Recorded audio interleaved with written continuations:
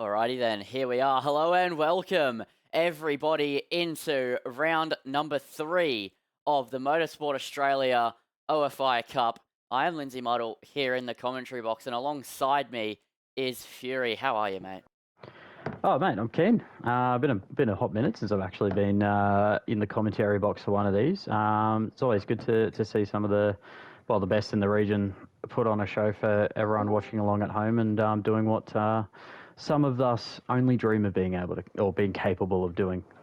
Yeah, 100%. It is such a big event with the best drivers out there, and it's a privilege to be here now for my second go at it this season, my second of 3, and you're here for this round, and it'll be one more, I believe. Yeah, one more a little bit later in the season. I think it's I'm not gonna say the round number because I'm 100% likely to get it wrong. Yeah, fair enough. Yeah, I know I'm here again for round 6 with George. You were meant to be here with Nathan tonight, so let's address that, by the way. So the reason I'm here again is not because I'm meant to be here. It's because we got the dates mixed up, and Nathan's in Germany at the moment at the Sim Racing Expo. So I've been given the last minute call up by the man, the myth, the legend, Slammer himself. So that's why I'm here again. But I'm not complaining 100%. It is going to be a great night of racing. It's good to be here alongside you. Yeah, it should be a fun night. I'm looking forward to it. It's been we've crossed paths plenty of times in different league scenarios, but I actually think we've commentated together. So, seen plenty of what you do. I'm looking forward to having a great call and assisting to bring the action to everyone. Yeah, I don't think we have commentated together, despite the fact that I know we've probably had plenty of conversations before over the course of probably the last 3 years. Since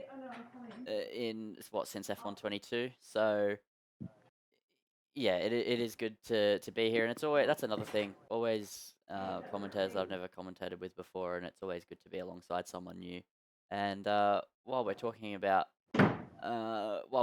racing, we should probably actually talk about the OFI. So how about we jump into talking about the standings then? So here we go. At the moment, Gregory Prisball leads the way on 52 points after Qatar, taking 2 wins on the trot.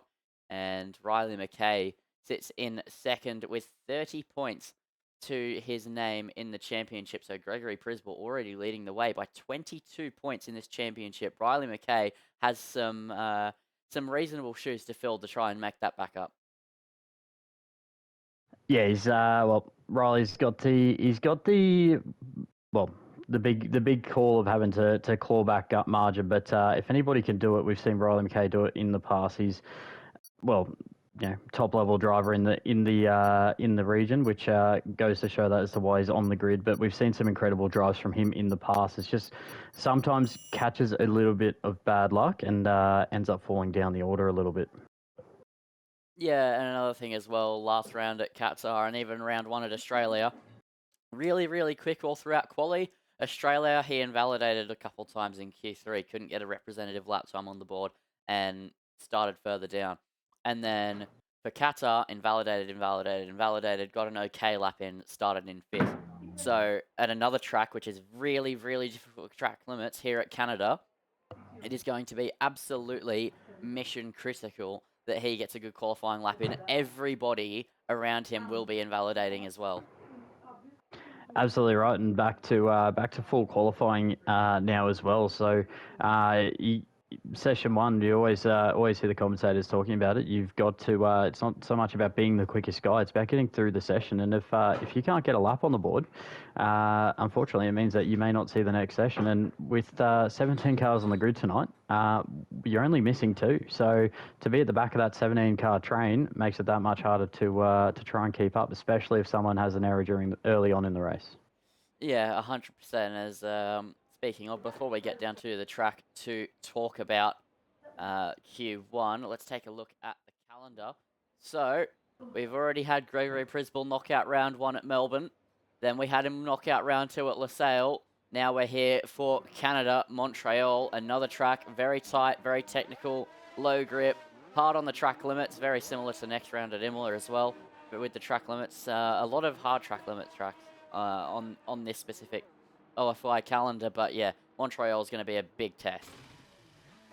Absolutely, it's track limits big around here. Not easy to, not super easy to overtake, despite the fact that there is 3 DRS zones, a couple of heavy braking zones to be able to assist with that overtaking. Very easy to form DRS trains around here. But the other thing is probably compared to different other games, this track is much higher on tyre wear than it probably ever has been, which means a lot of these guys are going to have to be thinking a lot more about their strategy calls throughout the race. Yeah, I think strategy is going to play an interesting part as I will jump us down onto the circuit. So here we are in Q1, 17 cars on the grid, which means only 2 people won't make it into Q2, but we're about to get our first laps underway. We will see a little bit about the track limits here, I'm sure, in the opening few runs. But yeah, I think strategy is going to play a huge role. I think undercuts are going to be extremely powerful here. This track is so technical, and so having extra tyre grip is going to be absolutely mission critical. Absolutely, it's because it is a purpose-built circuit for most of the year. However, it does kind of become public road. They do remove the barriers. Can become quite dusty due to the location. So, very much like a street circuit, the track's going to rubber up over the whole session. So you're going to want to be getting a nice little banker in early. That way you can throw the gauntlet down a little bit later on as the track starts to come to you. But you also then become very grip limited in the rear end as the tyres start to fade away, and you're not going to want to throw a million softs at an early session because that could compromise you into Q2 and Q3. Yeah, I think you're 100% right there. We're going to see drivers trying to save tyres, and if they fail to save tyres, we'll see them heavily compromised heading into the next 2 sessions. And I think that is why the track limits become such a challenge, because we're going to see drivers potentially invalidate that really shouldn't be getting knocked out in Q1. So they'll have to go again, and then they have to take it on themselves. Do they think they can get out of Q1 on a new set of tyres, because they won't want to use a second set? Yeah, absolutely right. It's a lot of guys. You'll probably be looking for the classic one and done technique. Get one lap. Don't burn another set of tyres. Keep at least, you want to have probably 2 sets for Q2 to make sure you're up inside that top 10 should you need the second run. And then obviously getting the fresh set for Q3 and hopefully having 2 sets for then. So you got the 2 freshest tyres as Jack Humphreys, lays the gauntlet down early as a 9-1. And, Prisball, who just immediately knocks him off, setting his authority on the grid. And a 108.6 from Yusuf as they come flying in. Yep, the time's already piling in, and Oscar King now jumps up into second position. Here comes Riley McKay now, heading through the wall of champions for his first time in this qualifying session. Campbell Adams goes bang with a 108.3, clear of the rest. Riley McKay goes P2 with another 108.6 to add the collection in this Q1 session. Fantastic lap from Campbell Adams there to be 3/10 clear of the rest of the grid. Potato goes into 8th. Jack Humphreys in 7th at the moment, just behind Marcus Costa. And then Thomas McInnes now making his way towards the line. He goes 9th. But yeah, that is a really cracking opening lap in this Q1 session. Absolutely huge, and you could kind of see them, a couple of guys kind of strategically getting in behind other drivers that they may potentially all be in driver chats with to kind of organise a tow, and that's probably one thing that's forgotten around here. There's a lot of corners around here that hurt you with that tow, with that dirty air effect, but then there's a lot of time to be gained in a straight line by that extra little bit of speed from the draft, and it's probably a lot more overpowered this year than it has been in previous years. Yeah, I think so, but then the dirty air is so strong that really I think that you don't want to be, you don't want to be behind another car. Unfortunately, the time loss through the corners is just too significant. Even though this straight that Trent Newton's going on down now towards the Wall of Champions is so long, the benefit in the long run is just not enough. The dirty air is too significant. And we have been now told in the chat by Slammer, he's saying, I smell rain at the end of this session. That is interesting. That is highly interesting, especially for the two people on the bubble at the moment of Jack Gornall and Ferrari Pro. That is going to be devastating for them if they can't set a good lap now. And I'll tell you what, Jack has invalidated. Jack Humphries retires. He feels as if he's safe. Opening runs now become all that more important. That explains why we're seeing probably quicker lap times than at least I was told to expect. Yeah, these guys are definitely throwing the gauntlet down there. Campbell Adams done for the session. Jack Gornell, he's actually gone out twice, invalidated both times. Our second lap was at the final corner. So he's going to be looking to try and potentially cool the tyres out, get some battery back, potentially go again without having to come into the pit, providing he's got enough fuel to do so. Ferrari Pro also invalidated in that bit of a train, but you can see a couple of guys. Matt Plevey, he's not feeling like he's safe, and he's coming back out of the pit. Sebastian King coming out of the pits as we're starting to see, well, a couple of guys who feel like they're potentially on the bubble coming back out to potentially throw another new set of tyres, which will compromise them into the next couple of sessions. Yeah, but I think that potentially it, as much as it's not ideal, it's definitely the safe play, especially if these drivers are already feeling like they're struggling to be on the bubble. If they need to find time, they're not going to find it on a used set. So it's going to be critical for them, I think, to use a fresh set to try and get through. And then if they're struggling to make it out of Q1, then the likelihood they get through to Q3 is slim, not impossible, but potentially having one less tyre isn't going to hurt too much. Especially if you've got wet weather inbound. We know that it's coming at the end of the session. Q2 obviously then follows on immediately after in the natural time play of things.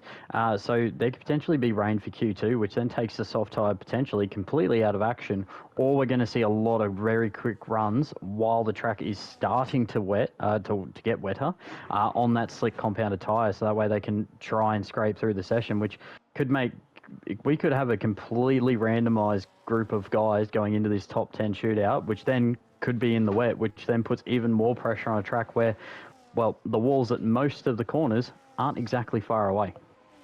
Yeah, and that's another thing to consider that I hadn't even thought about. There's walls everywhere, so as much as you're fighting track limits, especially at the billion chicanes that are around this circuit here in Canada, there's also the threat of the outside walls, especially coming through the likes of the second and third chicane. There's a wall right there on the exit that really punish any sort of mistakes, as well as the chicane to begin Sector 2, or head towards the end of Sector 2, sorry. And that makes it all the more tricky. And yeah, here Matt Plevey is heading through it now. There's a bit of grass there on the outside, but it's so easy to just have a little snap or a micro correction, and then you're in the wall. Yeah, absolutely. And the thing is that when you get on that grass, it can pull you towards the wall, which then, you're doing 250 plus coming out of that corner. You pull into that wall, it bounces you off. In racing conditions, these guys are all going to be pretty close proximity. They could be a potential of a guy bounces back off the wall and there is a massive car pileup because you're not expecting it. And that's the kind of crazy part about here. You've got about a metre to the track limit, and then a metre past the track limit is a wall. Yeah, and that is one of the biggest struggles at this track at the end of the day. And a Ferrari Pro's just moved up into 7th. Matt Plevey made himself a little bit more safe, heading in 12th position. Seb King, currently, I think he might have just finished a lap. Yeah, he did improve to a 1:11.1. Jack is back out, sitting with no time on the board. He's currently on a lap, but yeah, a lot of drivers coming back out, a lot of drivers also retiring. It's a fairly even split between drivers that feel like they are unsafe and drivers that are safe in this qualifying session, as Jack invalidates again. So and really, the problem he's got, it's raining. Yeah, I was about to say. There is rain coming down. Yeah, and that's pretty much session over. The track is not going to have enough grip to do the time he needs to do now that it's raining. Yeah, that should pretty much see the qualifying. He's kind of trying to keep the tyres relatively warm. Looks, he's trying to throw some battery back in it. At this point in the session, potentially, depending upon how much tyre temp he does have at the moment, he might be okay to get through one more lap. But realistically, if he Oh! invalidates again, and well, that's not the start to a lap he wants, and may actually just see him out of the session already. Yeah, he does retire. And confirmed. Yeah, so that should pretty much see this session done. MJ Roller currently on a lap, but he's 2.5 seconds down. I think we'll start to see everybody retire so we can head into Q2 a little bit faster. With rain falling, there's not much of a point for these drivers to keep circulating around at this point in time.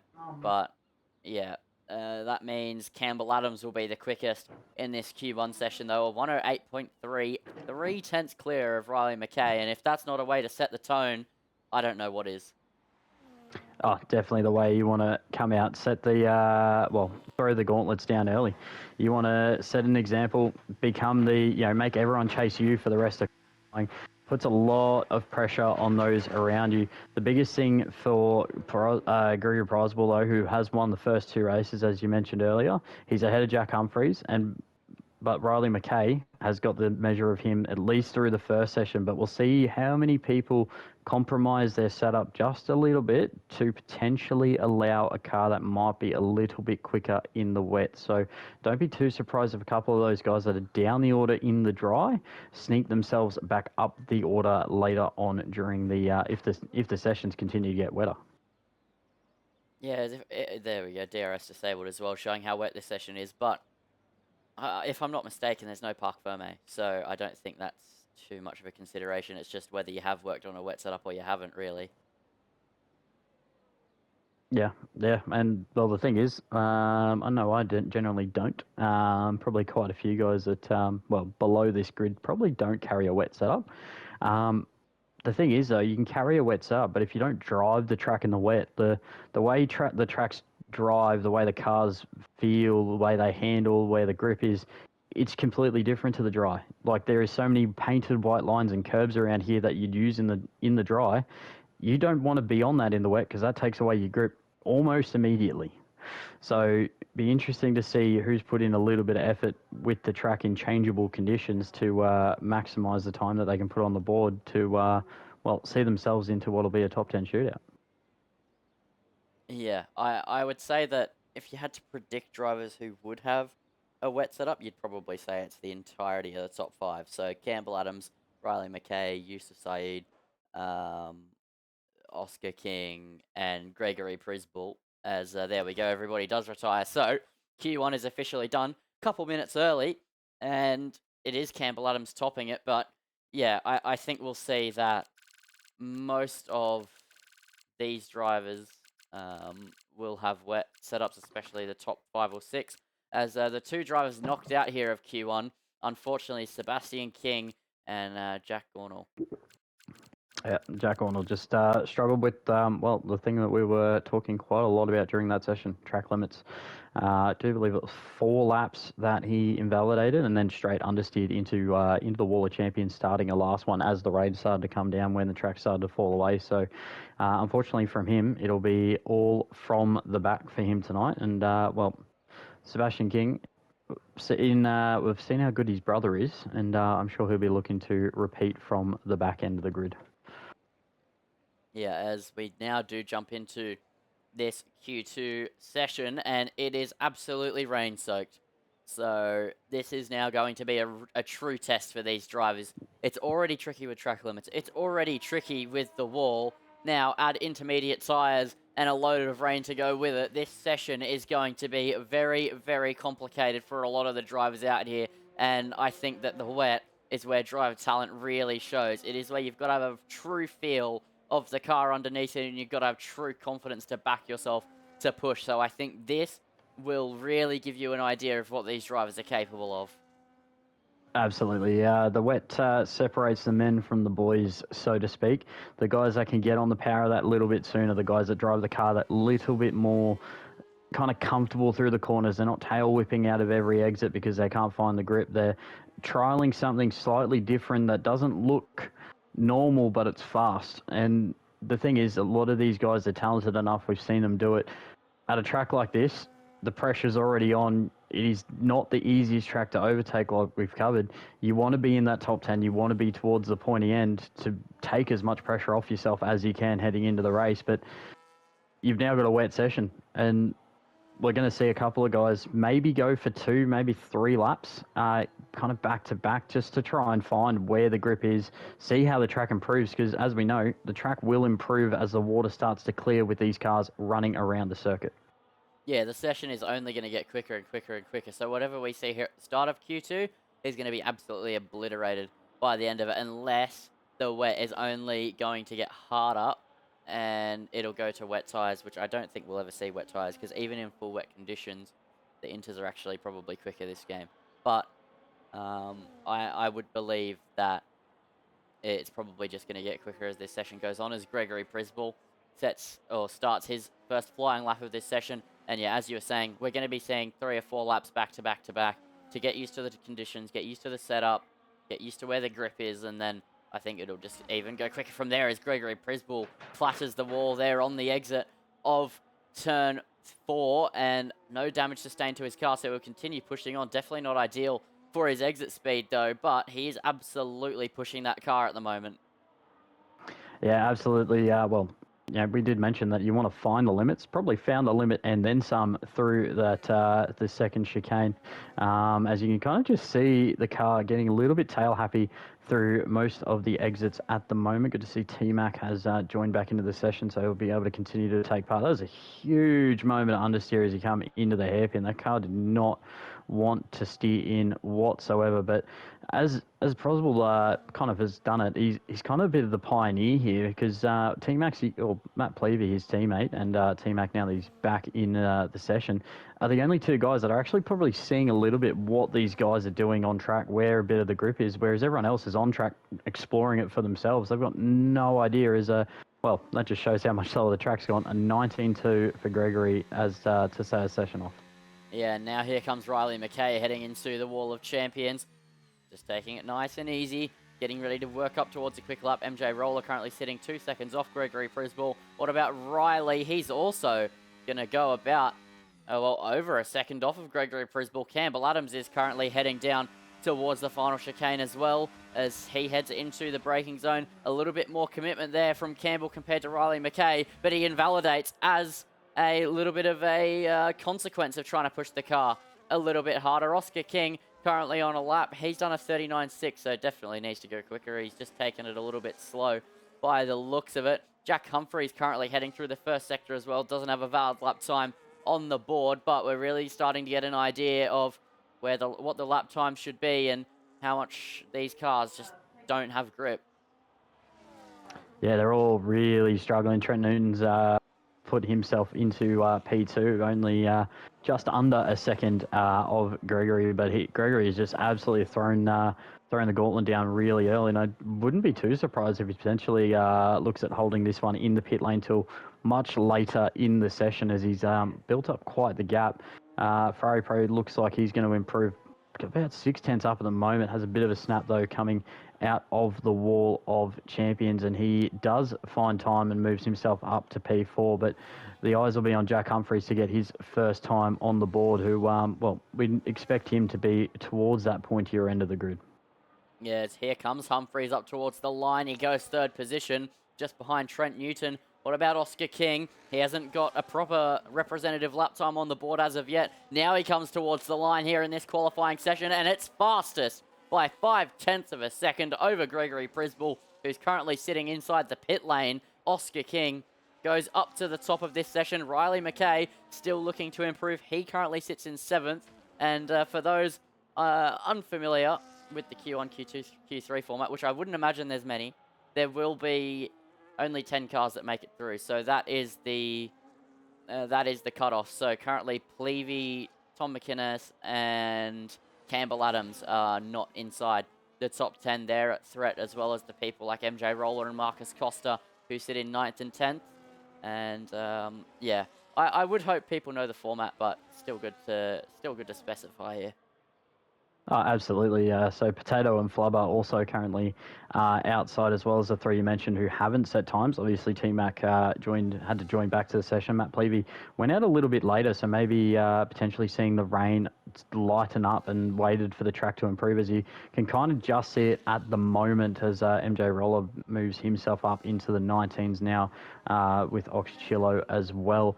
You just see the racing line just starting to dry out that little bit, which will start to give guys a little bit more grip as the session comes on, and more grip equals faster lap times, as Campbell Adams finally still looking like he's going to get a time on the board. And I tell you what, he's going to go towards the top end, and it is the top of the leaderboard, 3.5 tenths up on Oscar King to go right up to the top. And well, he was top in Q1 and now he's top in Q2 as he's displaced Ferrari Pro now outside the top 10, as Jack Humphreys now, well, he's now on the cutoff as more and more guys doing pretty much what we said at the start, the multi-lap run. Yeah, and that's expected come wet conditions, and I think we'll see, once you get to the end of Q2, we'll see single laps or maybe just 2 laps as everybody's hitting the wall on the exit of turn 4. I've never seen so many people fly into that wall in my life, but everybody really pushing the limits and just, luckily for them, not picking up the damage for going over the limit. And it's really Yeah. interesting to see the sort of mindset these drivers have towards that. Just couple of, I think it's more so probably understeer that, you know, which is essentially what you'd be looking for from your car in these conditions. You want to limit the oversteer, get the car potentially to understeer. And I think a couple of guys are struggling a little bit with lack of grip, and then also that little bit of change in setup where the car's just not responding in the front end like you'd expect it to in the dry. So a couple of guys struggling with that, but they're all getting it square on, so at least it's not, well, while in real life, it would probably adjust your camber settings. It's not impacting your virtual car quite as much. Yeah, 100%. It's definitely the advantage of being in the sim, that as well as you're not doing millions of dollars worth of damage when you hit the wall, unless somehow you're driving in like a multi-million-dollar F1 grade simulator and it just breaks when you crash. Who knows?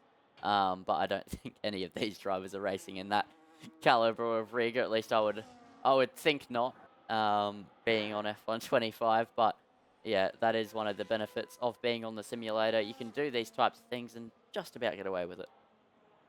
Yeah, well, I mean, that's the reason why we do it. We're not all built like the F1 drivers on the grid. We're not all working out the same way they do, and we can, well, simulate what they do best every other week, and not have to pay multi-millions of dollars to do it, and not have to worry as much about the consequences if something were to go wrong. So a couple of guys enjoying that. And well, look, if you got the big force feedback going through the wheel, I can guarantee you they won't be enjoying what those wheel hits will be putting straight through their wrists.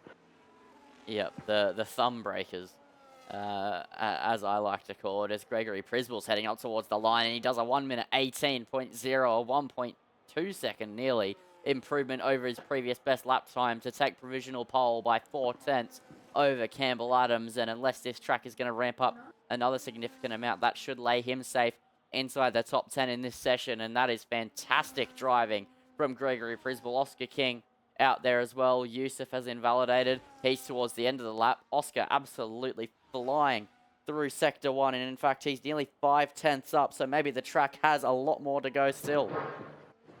Just that rain looks like it's just kind of leveled out, and if not started to get that little bit lighter. But I think with that running early on, it's just started to clear the water away. You see the spray from the back of the cars. It's just cleared enough of it away that the cars have been running around long enough.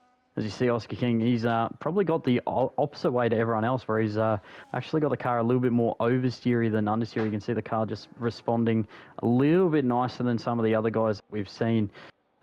Getting the nose turned in, getting it down to the apex, being able to then get back onto the power as quickly as you can. So maybe compromise a little bit, going for a little bit of straight line speed. But you can see him trying to cool his tyres out a little bit, so potentially overheating him. So meaning this line's potentially drying out, which if it continues the way it's going, we could then see a massive flurry of runs of soft tyres at the end of Q3. And, well, Oscar King, 17.8, suggesting the track is getting better all the time.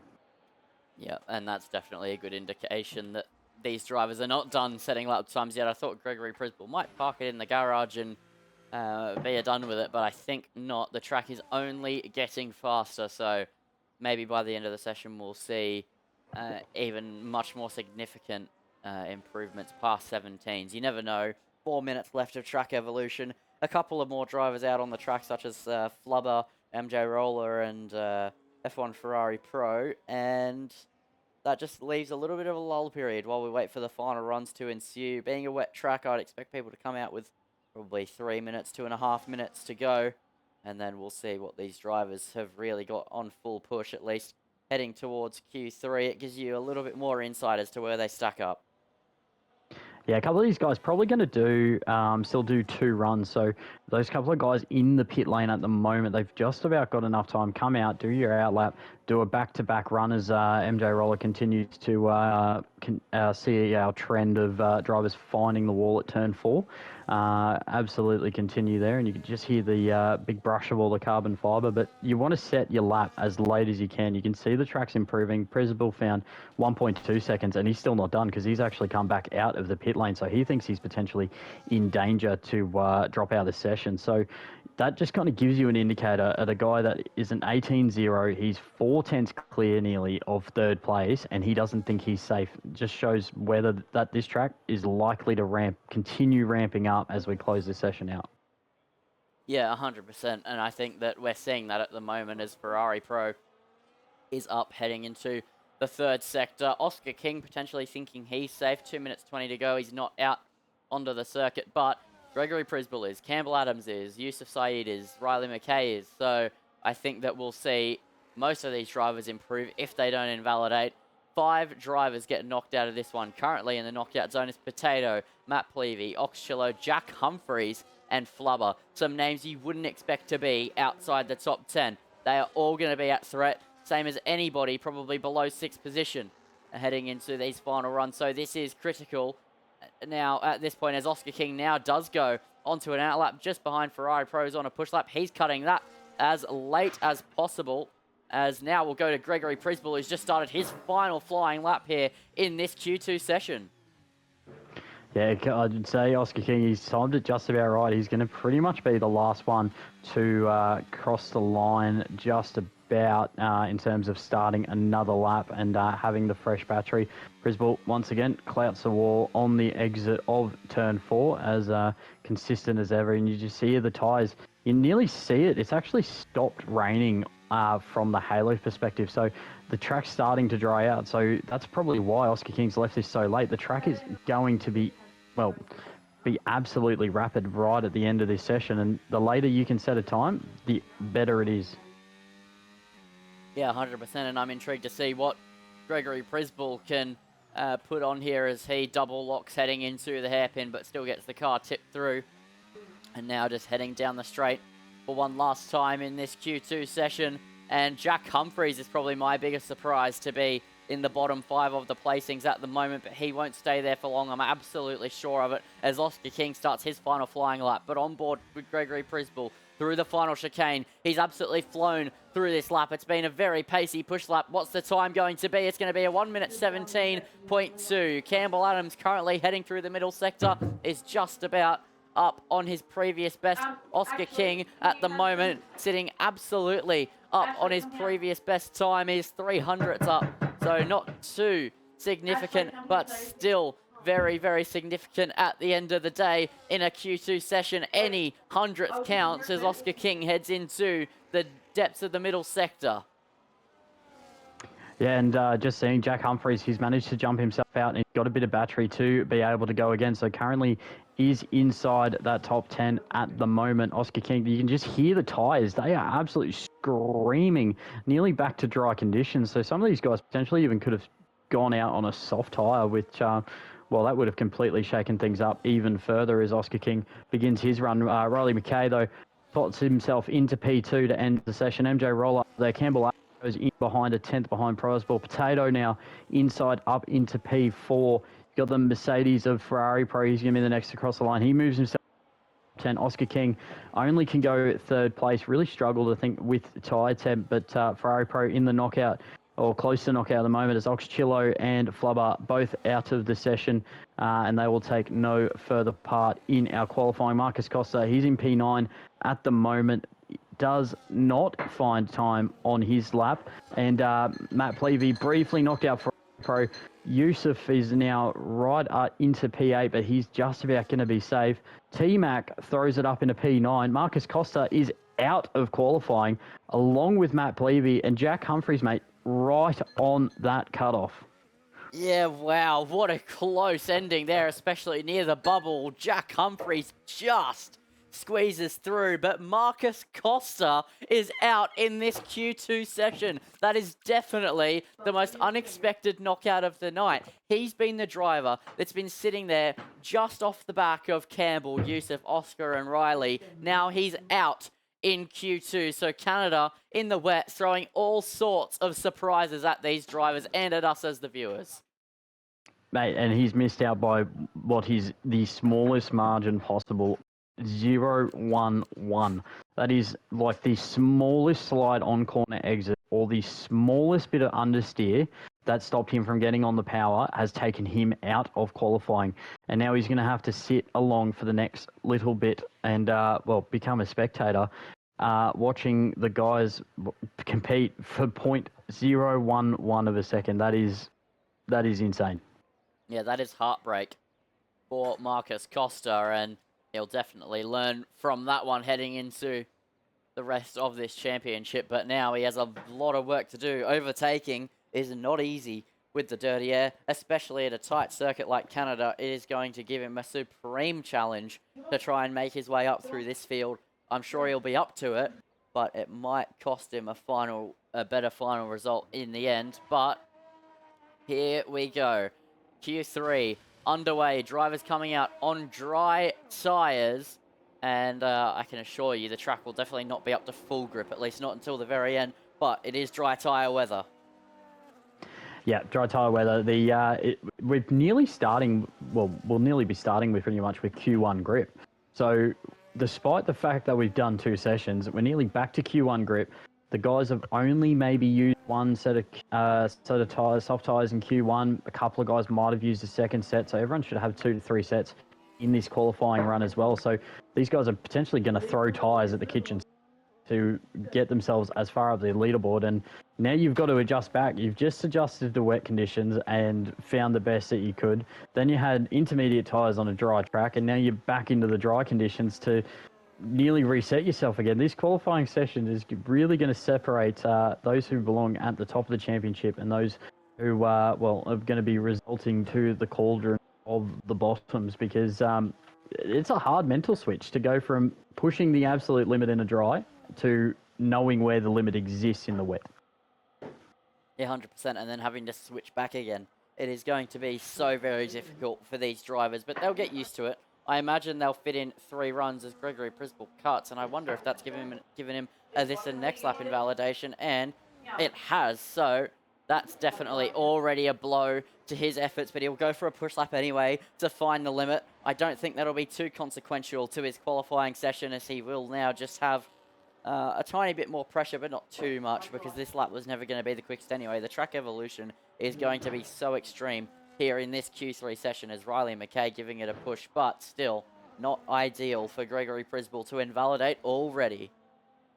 Yeah, definitely going to hurt him, and it won't necessarily impact his overall qualifying. He's still going to has plenty of time to be able to get more runs on the board and set that competitive lap time. But the thing is, it now puts him behind a lot of his rivals, and without him being able to set that time, it kind of allows the guys behind him to open up their shoulders a little bit, see what time they can do, and see if they can put him under a bit of pressure. And the 2 sayings about pressure, it either creates diamonds or it bursts pipes. So Gregory Prisball a little bit on the back foot at the start of the session.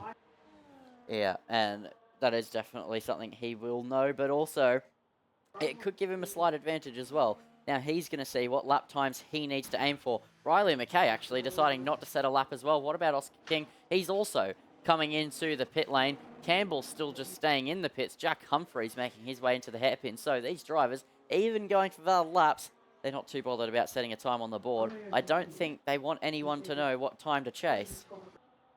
I think you're absolutely right. Giving themselves some sector times to chase, seeing what time is possible. 10-1 from T-Mac on the board. Definitely nowhere near something similar as well. 18-5, but only a purple third sector, so potentially not pushing. Jack Humphreys though, well, he's kind of disregarded and bucked the trend. He's gone to 9-3, which is to where he was in Q1. So it'll be interesting to Fury, see your mic whether is he's cutting going to out a be bit. finding more time. Oh, that's not good. Yeah, your mic's been cutting out a tiny bit, but it's just gotten a lot worse. Technical difficulties here, as we don't love to see here in the commentary box. I don't know if that was coming through on the stream as cutting out or not, but it was definitely cutting it out for me. But Trent Newton currently on an invalid lap. Gregory Prisball back out. Another reason for these drivers coming in is probably just securing the fact that they can get 3 runs done, even though they don't have a lap time set on the board. Now they have an idea of the limit, and they can go for a greater push heading into their second run in this Q3 session, and still have time to do their in-lap and get out again. Yeah, absolutely right, and hopefully I should be resolved now. And Yeah, it back doesn't sound like you're cutting. all good. Yep. Beautiful.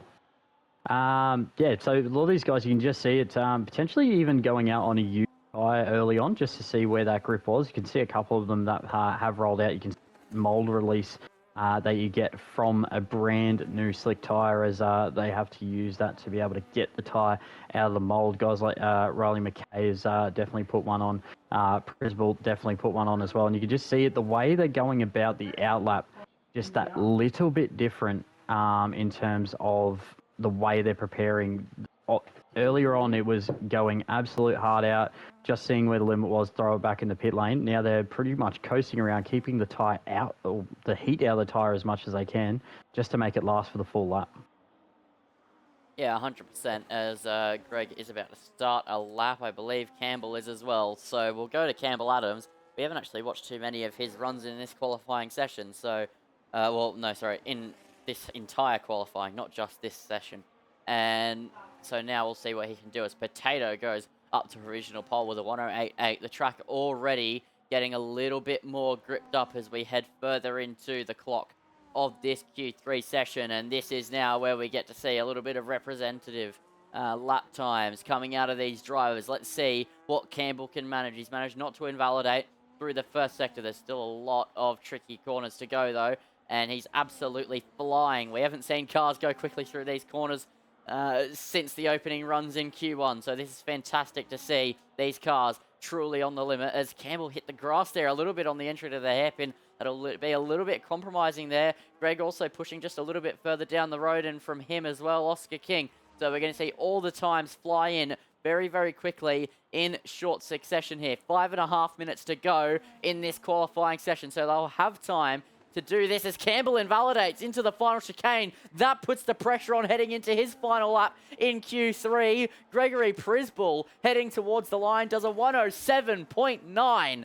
And that is our first 107 here of the evening. As what about Oscar King heading into the final chicane up towards the line? Can he go into the 107s as well? Near or past Gregory Prisball? No, he can't. It's a 108.3. What about Riley McKay? He's heading towards the final chicane now. This is a true representation of what these drivers are capable of. Riley pulls into the pit lane. So probably just wanting a little bit more safety heading into the final lap time-wise. As here comes Yusuf up towards the line with 4 minutes 45 to go. He goes third with a 108.5 as now the in-laps begin. These drivers are going to have to get a move on though. 4.5 minutes. They need to get into the pits and back out straight away. Yeah, these guys are going to be cutting it close with getting back out on the track. But you can just see it, the racing line getting that much darker nearly over the session, despite the fact we've only got 10 cars running on. So the grip's coming to him, but Gregory Prisball, once again, showing his absolute class. Not just a 7 to go sub-8, but he's at the quickest time that we've seen all evening. Yes, we've had one wet session, which probably reduced that, but he's gone massively faster than we've seen all evening. So he's thrown the gauntlet down, and he's going to get another go at it. So massive for him to kind of have that step ahead. Guys like Campbell Adams, who's been quick all night. Riley McKay, who, well, he's thrown it straight in the pit lane twice. So whether he wasn't happy with the lap he was on, or he's got more in the tank that he's just kind of keeping away from everyone else at the moment, we'll have to wait and see. Yeah, and I think we'll see the outlaps begin. Actually, probably not as immediately as I thought. I think they've probably got another minute 40 before they need to come back out. But, yeah, that is the tone set here. And I'll tell you what, Campbell has put himself under so much pressure with no lap time on the board. Yeah, and the worst part is for him, it's actually set him up in P10. So despite the fact that he has no lap time, very similar to Riley McKay, very similar to Trent Newton, unfortunately for him, it means that at the moment he's starting at the back end of the top 10. MJ Roller also really doesn't have a representative time on the board at an 18.5, and you would expect T-Mac as well, who's currently on a lap at the moment, which may be his potential last run of the session, given we've only got 3 minutes on the clock and he's still coming around to complete a fast lap. That it's probably going to be his last run as well. So, a couple of these guys throwing it late into the session, and well, it means you're either guaranteed to be towards the back or you've hidden something from everyone else. As Roller sets a 9.4, does move himself up into P6 just off the back of Jack Humphries, and we're going to see T-Mac probably the last time we'll see him in this qualifying session in the British Racing Green Aston Martin this evening, as he comes across the line, and as he's going to be a 9.0, so goes ahead of Humphries, who I'm sure we're about to see a cascade of those cars that have pit beside their name flying out of the pit lane momentarily. Yeah, as Riley McKay will be the first one to kick off proceedings, and I think he's gone a little bit early because he doesn't have a time on the board either. He's in a very similar boat to Campbell, so he wants extra time. So if he invalidates, he can go again, but it's definitely going to put him in a little bit of a compromised position. But he heads on to his final flying lap here in this Q3 session. This is now his contest for pole. This is his maximum effort, maximum push lap here in this Q3 session to try and squander the glory that Gregory Prisball currently has one hand on. He needs to get two hands to that pole position, though. He'll want to improve to have a safety net. Gregory currently on an outlap. Oscar currently on an outlap. Yusuf as well, and Campbell is about to start his final lap in this qualifying. And Jack Humphries as well is about to start his lap soon enough on an outlap. Riley backs out of his lap. He's not interested. He doesn't want to set his lap now. I think he has a feel for the limit, and it probably wasn't ideal through his sector split, so he's backed off, and now he's getting ready to go again as Campbell Adams currently on a flyer. So let's see what he can do. Yeah, I think he may have been potentially balked a little bit by some of the cars coming out of the pit lane, so not potentially too happy as that one, as Campbell Adams lights up the sectors with the purple. But as we know, that the game kind of throws them, well, periodically, even if you haven't. You'll get all the purple sectors despite not being the quickest car, but he's kept it valid through two of the chicanes, all three of the chicanes, I should say, at the moment, which is pretty crucial as he comes up to the hairpin. Didn't get on the grass that time, which is critical. Didn't manage to lock up. Car turns in much, makes the apex much easier as he now runs down the back straight for the final time.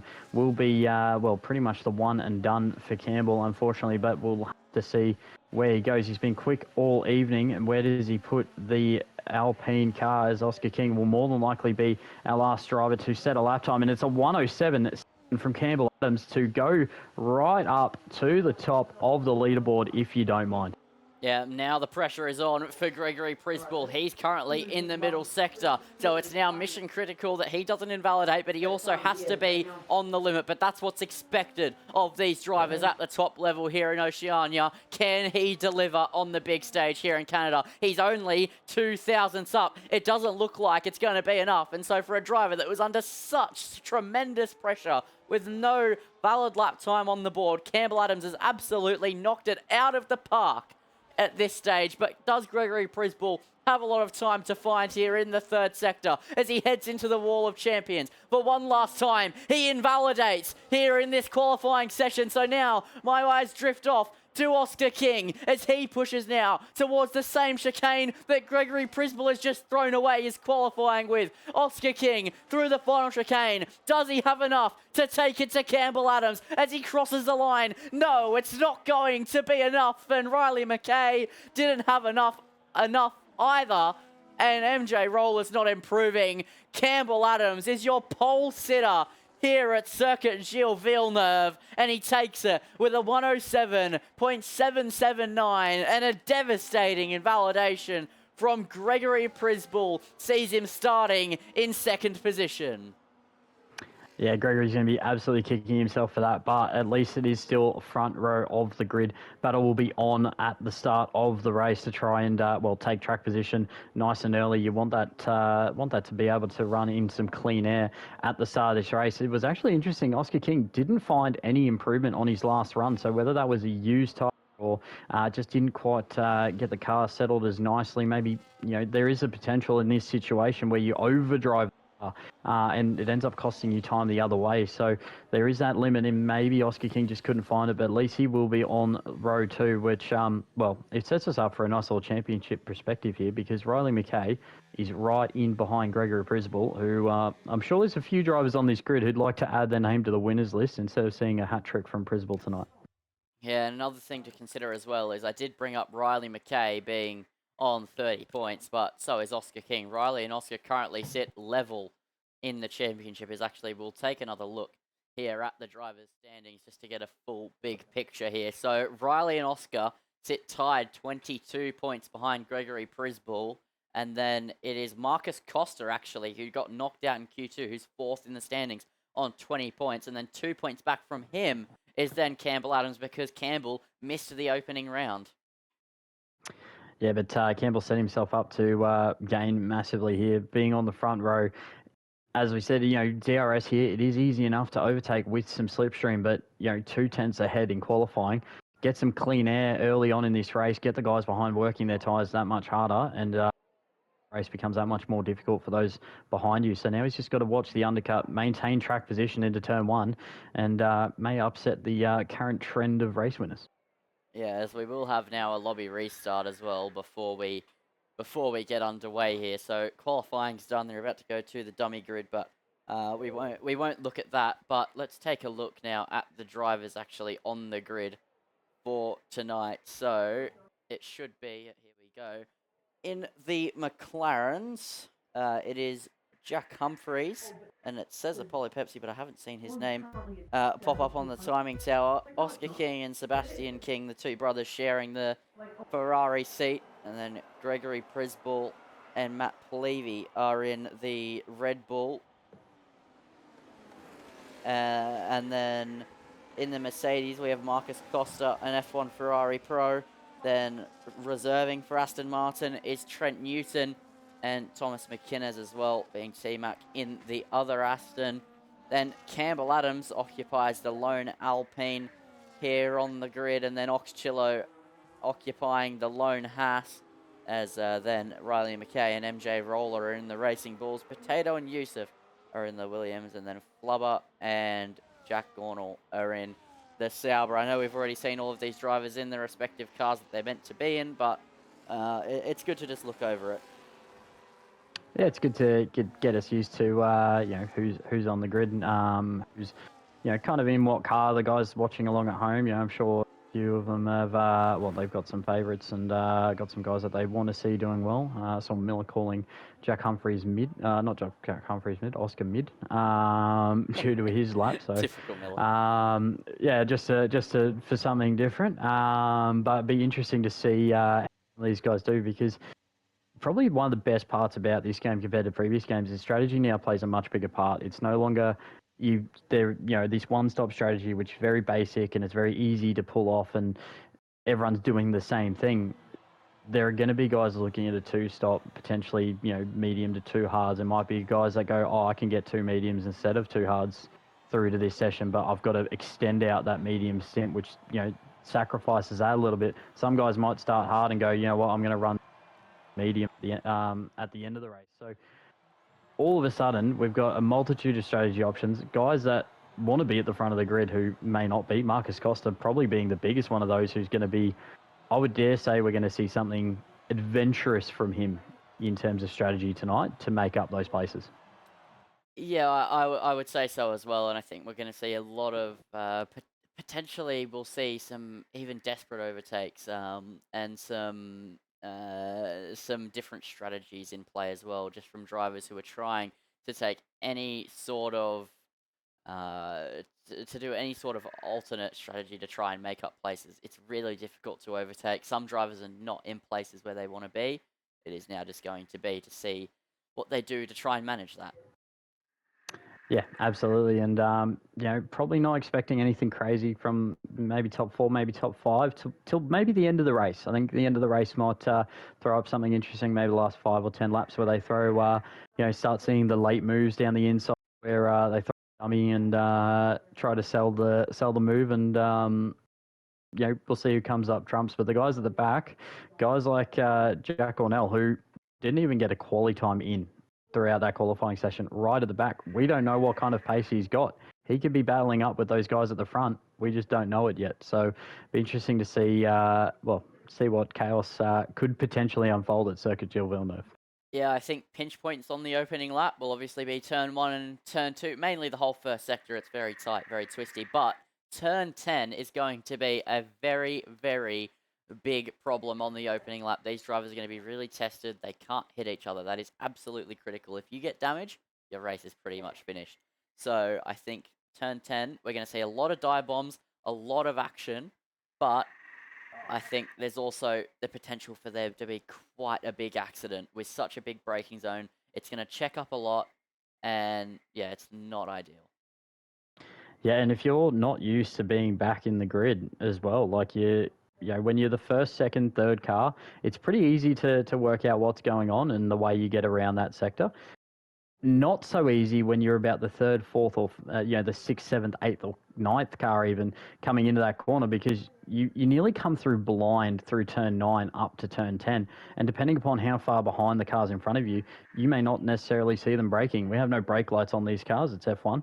We don't need them, and it could completely throw up some absolute craziness into turn 10. And I think you're absolutely right. Turn 1, 2, pretty much normal. The entirety of sector 1, very easy to check up. But turn 10 is going to be the next biggest point. Getting through that cleanly on lap 1 to make sure you're not out of this race is going to be the biggest thing. You can't win it on lap 1, but you can definitely lose it. Yeah, 100%. As I think that this race is going to be pretty heavily defined by that qualifying session, and I think the start of the race. I think those opening 3 laps are going to be. I think they're going to be the defining points, and then obviously undercuts and overcuts, etc. And also you absolutely can't lose DRS. I know that's the case in every single circuit on the game, but it is still a big talking point. You just can't afford to get outside 1 second. It will split the grid. Absolutely, and I think it's probably a bigger factor here. You've got 4 DRS zones. No, definitely 3. My bad. 3 DRS zones. The first one fairly negligible, and you can make some time back through that chicane and the hairpin to be able to try and get back within that 1 second. But if you do not have DRS down that back straight and then down the front straight, that time is just gone. It is nearly impossible to get it back by the time you get to that next DRS zone. And unfortunately, for you drop out of that, it's nearly equivalent to getting damage, because all of a sudden you're behind the 8 ball. You have to do something different, because if you do the same thing as everyone else, you never get the time back. Yeah, 100%. Sorry, I'm losing my train of thought. The chat is absolutely. The chat won't leave me alone. Yeah, no. Yeah, we're heading towards the race now, and I think that I think it is now time for us to almost get back down there. But actually, I know what I can talk about. Sorry, I did lose my train of thought entirely, but I do have a train of thought that's appeared. Let's talk about the qualifying classification. So Campbell Adams will be taking it off of pole, as we know, from Gregory Prisball, and then Riley McKay, Greg's closest championship contender, will be starting directly behind him, as well as Oscar King. Yusuf will be starting in 5th. Potato in 6th position. He was very close to the cutoff and missing Q1, or missing the opportunity to drive in Q2. Then he qualifies in 6th. Jack Humphreys in 7th. Trent in 8th. And then you have Thomas McInnes in 9th. Then MJ Roller. Marcus Costa critically down the grid with positions to make up. And Matt Cleavey, F1 Ferrari Pro, Ox Chillo, Flubber, Seb King, and Jack Gornall. Yeah, and that's Sebastian King and Jack Ornell. They have sat through an absolute eternity to now get through, and your mind gets a little bit cold, and you're not driving, you're not doing anything, you're not experiencing the track limits. So it's going to be interesting to see what those guys do, who haven't done much driving for the last 20 minutes, half an hour. Yeah, 100%. And now the drivers are gridded up and we are getting ready to go racing. If you had to make a prediction, who are you predicting to knock out the win? You would have to think Campbell Adams has got some dry speed, and tonight I'll probably say he's going to be the one to potentially get the win. He's got the track position early. As long as he can maintain that, he's definitely going to be playing the favourite because well, he's got that heads up. And Slammer has mentioned in the chat, mate.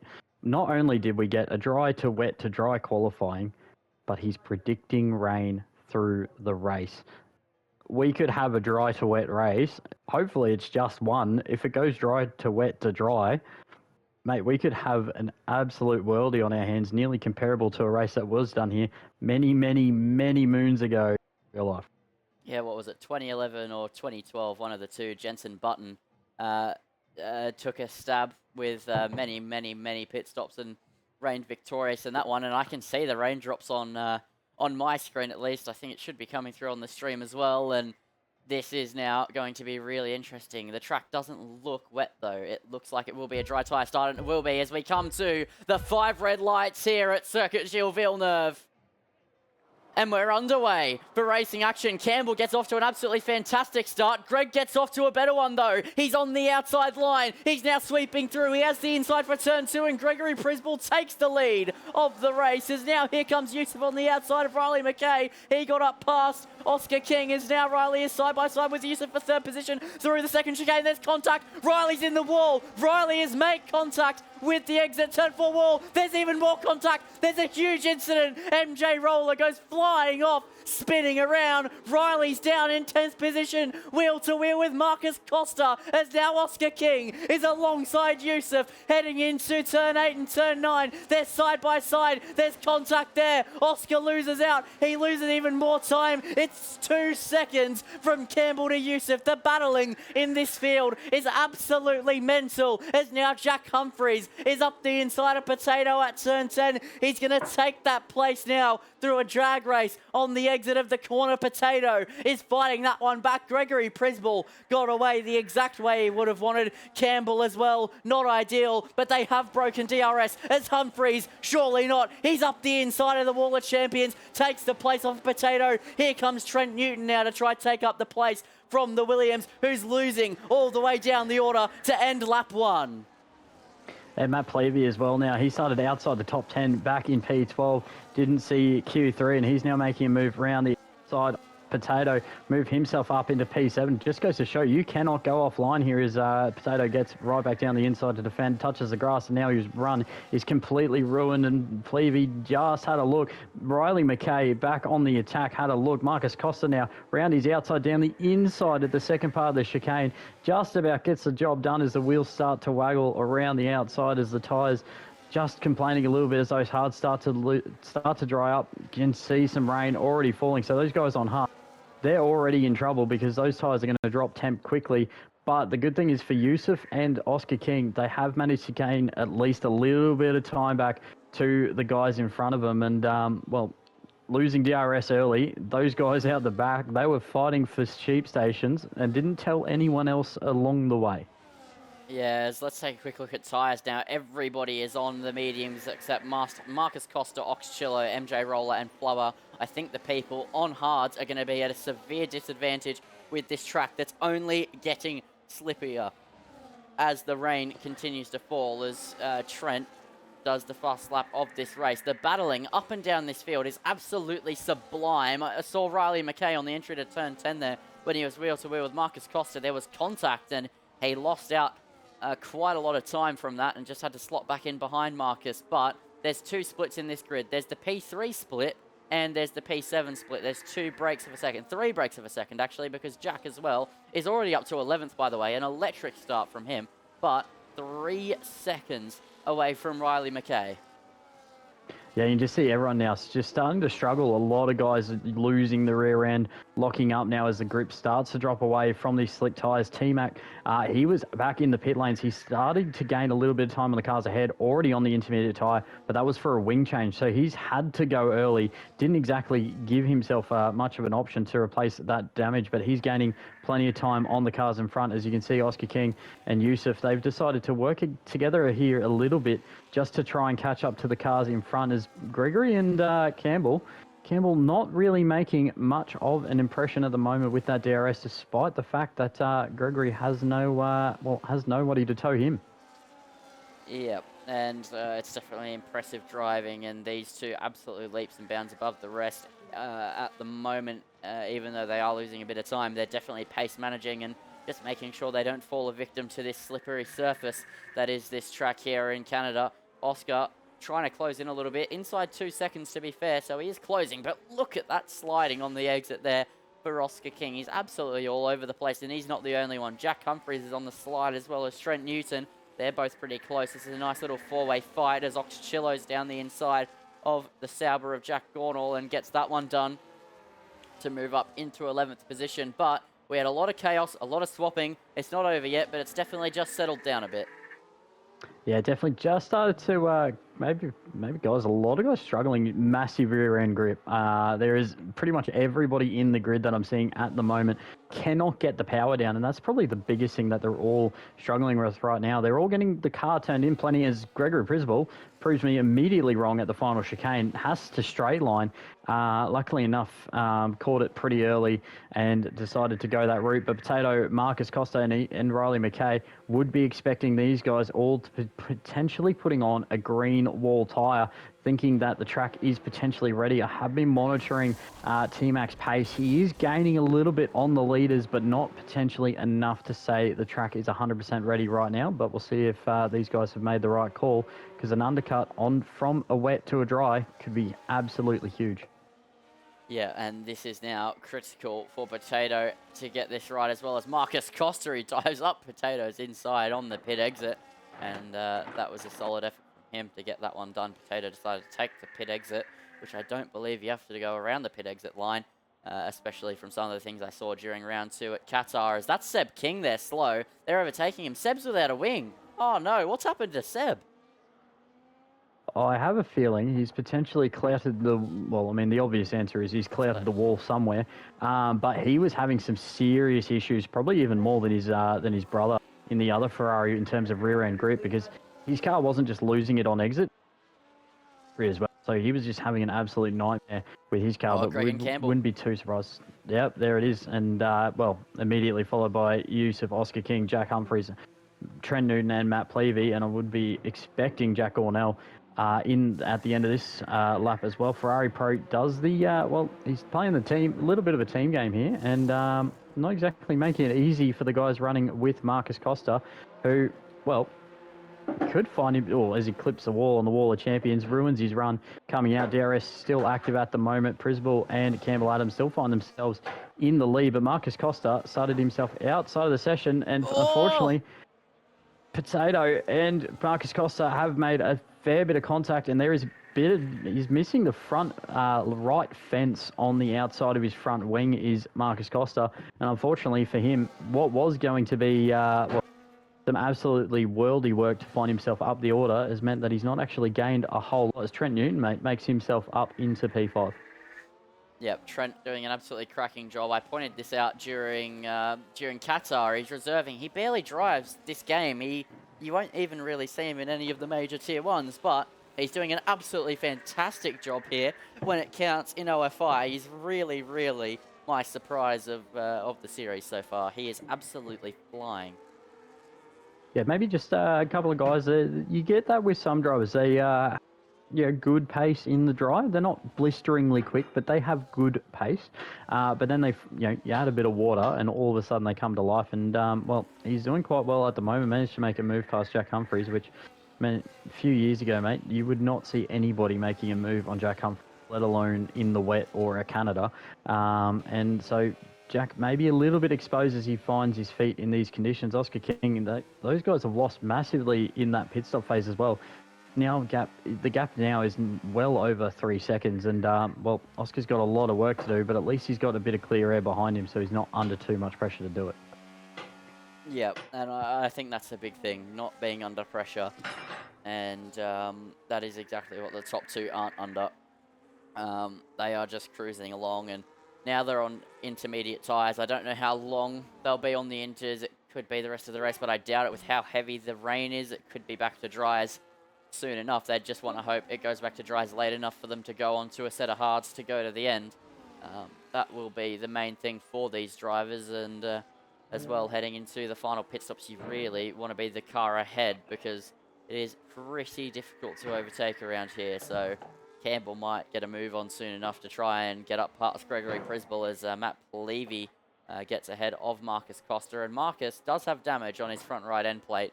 For any of the keen-eyed watching would have noticed that, and that's definitely hurting his pace a significant amount. But yeah, a lot of pressure on these drivers, but I think the top two, ironically enough, are probably the drivers under the least amount of pressure with the gap that they have to the cars behind. Yeah, absolutely. And I think they're just kind of managing it at the moment. They don't want to get into a squabble too early. You know, these changeable conditions, it's very easy to, find the wall. See Marcus, and he's just will take no further part. Sebastian King found a wall a little bit earlier as well. I do believe Flubber must have found had some damage from that lap 1 incident as they come through towards the end of sector 1 on lap 1 as well. So lots of guys finding the wall already, which is, well, it pretty much takes you out of the race, as we've seen with Marcus Costa. He's decided to take no further part in tonight's proceedings. So those guys at the front probably just waiting it out a little bit, trying to see where the grip is, where the other car is weak, where the other car is strong. Campbell Adams really strong towards the back end of the lap. Gregory, though, much stronger towards the front end of the lap. So a couple of guys, very different driving styles in the way they go about it, and that's it's even more evident in these conditions. Yeah, 100%. The rain is where the best drivers really show their, they show their pace. And in qualifying, we saw it a bit as well. And at least these drivers aren't completely blind in this one as Riley McKay moves up past Potato. Yeah, they're not blind at all because they've actually had some wet running. So those who didn't do wet practice, which I'll tell you, probably half of the grid, if not more, they'll at least be happy to know that they're not jumping in blind. They do know what the grip is like in these conditions already, and that's definitely to their advantage. Yeah, absolutely. But there's two guys that didn't, and that was Sebastian King and because they got not Flubber, Jack Gornell, who got knocked out in Q1. So they haven't actually experienced the wet track yet. So for them, it's a bit of an exploratory session. Luckily enough, not near anyone at the moment. You can definitely tell that from Sebastian. He's really struggled, and you can still see him struggling with that rear end at the moment. Just cannot get the car to respond the way he wants it to, and unfortunately, he's kind of massively impacting his pace. But those two out of the front, mate, they are still nipping away at a rate of knots. Now over 4 seconds as Campbell Adams gives Gregory a bit of a love tap at the hairpin, just reminding him that Alpine is stalking those mirrors. Yeah, 100%. And I think that's definitely probably causing him a little bit of stress as, Campbell very close to the back of Gregory Prisball. I thought he was thinking about it for a moment there. The gap was under 2/10 heading into the final chicane. It would have been very, very reckless to go for it down the inside of the Wall of Champions in wet weather conditions. But I'll tell you what, I've seen a lot worse. I've seen 3 wide in wet conditions heading into the Wall of Champions. So, yeah, it's definitely something that you can see, and it can happen, but I wasn't expecting to see Campbell go up the inside or even get that close. But he's just really putting the pressure on to Gregory Prisball, and I think it's becoming potentially a point of pressure for Greg. He'll have to keep his head down, eyes forward. That's what he's so good at, but track limits are difficult, wet conditions are difficult, a car hounding you from behind as well for the race lead, even more difficult to manage. Yeah, absolutely. And it's just kind of one thing after another for Gregory Prisball. It's easy to be the hunter. It's not so easy to be the hunted. And the thing is, at the moment, they are catching Flubber at a pretty large rate of knots as he's found his way into the pit lane, potentially for another set of tyres. No, he's retired from the session. So leaves the air gap a little bit wider for Gregory to come back up onto the last car now. So definitely helps him out with that. But, Campbell's just started to find some rhythm at the moment, but these two now just starting to squabble is starting to allow Oscar King in that red Ferrari to start to come back at them as he's now got that gap down below 3.7, and unfortunately we are going to see a car piling out of the pit lane. Hopefully it doesn't impact these two as they come up to it. And looks like it's going to be relatively out of... I'm sure those two are definitely, well, not considering a change of pants, but definitely was not as easy as they would have liked. It was a big loss for Campbell. He lost a lot of time to Gregory Prisball, and yeah, Greg now has an 8/10 lead over Campbell Adams, and Oscar King sitting 3 seconds back and just trying to close. And traffic like that, moments like that, will play significantly into Oscar King's hands as the rain's still falling and falling heavily. As I said before, I'm not sure if we'll see rain for the rest of the race. I don't know if we could potentially get a little bit of a status update from our dedicated weatherman of Slammer in the Twitch chat, but it'll be interesting to see if it then switches back again to dry conditions. Yeah, absolutely. And we saw one driver was Marcus Costa and his little group with Potato, and then they were the first to make that call. Now, if they didn't battle quite as hard as they did on that opening lap, probably could have gained a fair bit of time on those guys in front and would have found themselves right back in the competition. And unfortunately for Marcus Costa, getting that damage meant that he ended his race not long after that. So unfortunately for him, he's not going to take any further part. But if you get that call right, that's again a massive undercut, which could play massively. If Campbell Adams takes it, which you're less inclined to do when you're at the front of the grid because you don't want to risk dropping further back. But if you're a guy like Jack Humphreys, for example, sitting in P6, you're pretty well off the back of the leaders at the moment and definitely need to find a way to find some time. That's a huge way to find some time if the track dries out. Yeah, 100%, and that is going to play a big part. Meanwhile, keeping my eyes on Riley McKay. He obviously had a big moment in the opening laps, and now he's just kind of stuck behind Jack Humphreys at the moment. The mixed weather not helping, and potentially running a wet setup if Jack Humphreys isn't could be hurting in the straight line speed area of the wet condition of the track as well when trying to overtake, and it could be hindering him. He's struggling to make his way up. He went down, he dropped to 11th, he's now in 7th, but it's lap 12 of 35, and he's not really gone anywhere for quite a while, as we do get a weather update here from Slammer. It's drying in 30 minutes, but it's likely the race will be over by then. So, great information to have, as, yeah, the race should be over by then, and that means we should see intermediates for the rest of the race. I doubt these drivers can go to the end. I'm not sure what the tyre life is like on intermediates, so I could be completely wrong, but I think we might have one more pit stop phase in this race, depending on the life of the inters. Yeah, I think there will probably be one more pit stop phase during the session. The tyre wear, as we mentioned earlier, quite high, and unfortunately, that does also apply to the Inter. The only tyre that doesn't wear is the extreme wet, but that's because they, the most useless tyre in Formula One. They take them to hold down some paper for everyone along back home.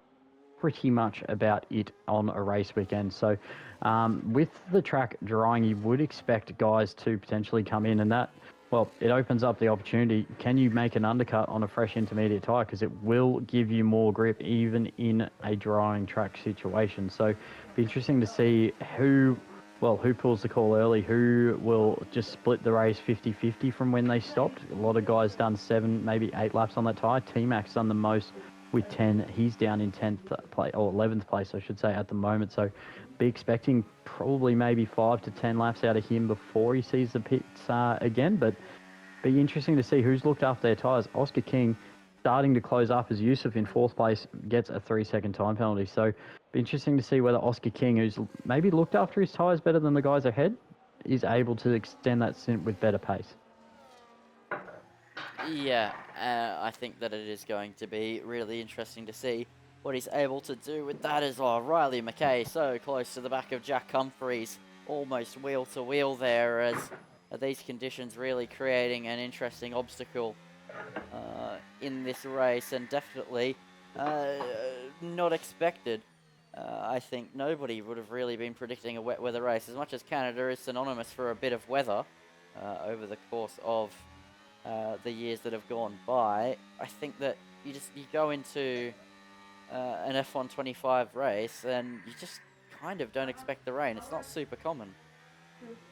No, it's definitely not. It's probably a little bit more common on this game than it has been on previous games. Previous games, it was definitely like, unless you set the weather to wet, it was pretty much not going to rain. Um, Definitely does happen a little bit more in this game, but it's pretty much like real life. We get a lot of dry racing and a lot of dry running, and that's pretty much what we see in the game as well. And well, the guys that worked on the, potentially worked on the car a little bit during that wet qualifying session, they're going to be at a bit more of an advantage now that, tune the car up a little bit during that session, set that up for the race to be able to make, well, the most of this situation. As we are seeing Campbell Adams, he's still right over the back of Gregory Priceball and, well, absolutely harassing him, but the guy that is quickest of that top three pack is definitely Oscar King, and he is ranging up on him at a rate of, well, in boat terms, knots.